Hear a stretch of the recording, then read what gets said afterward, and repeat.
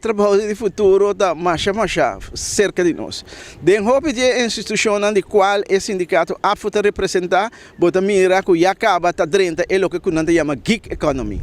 Gig economy significa simplesmente gente que está se contrato limitado, contrato cortico. Que men, que hora a companhia tá atrair gente que pode fazer trabalho específico, num momento específico, e hora acaba e não tem mais sede mais. Que a gente aí nota dentro do serviço. Então, pouco a pouco, botar para que a instituição que o governo está dando subsídio. Então, que o governo está cortando o subsídio, gig economy está drentando e que é peligro está que a gente não mesmo se vai regra na coisa, não mesmo se vai pagar na belasting, não mesmo se vai pagar na SVB, não mesmo se regra todo esse tipo de coisa não é. Dentro do mundo de televisão, botar para hoje em dia também.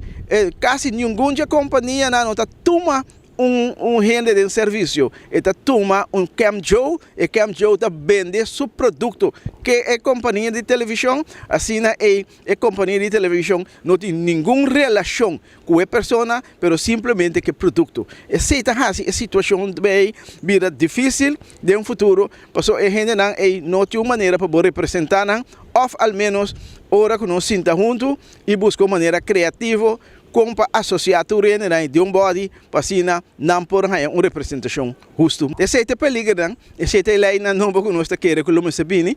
Então a situação está que a gente aqui pode pagar de diferente maneira. Não pode pagar interno, não pode pagar externo.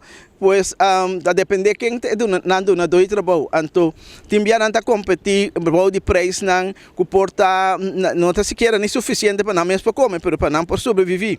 Então em país lo tem que vai reformar inteira sua maneira de belasting para sobre esse vai vir problema não grande e a maneira de assim entrada que também está trazer outro problema. Pois com gig economy essa aqui também cambia inteira a conjectura de trabalho, de entrada, pero também de governo e também belasting SVB turco também o mundo de labor atualmente de maneira tradicional.